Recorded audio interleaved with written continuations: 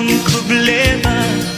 Hanggang sa kasalukuyan akin pang nakikita, tuloy pa rin ang digmaan, kalataang kaguluhan sa Mindanao. Mindanao,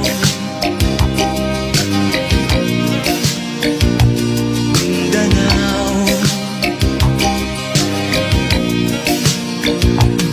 Mga mamamayan doon ay takot ang nadarama, hindi malaman kung ano ang gagawin sa tuwi-tuwi na.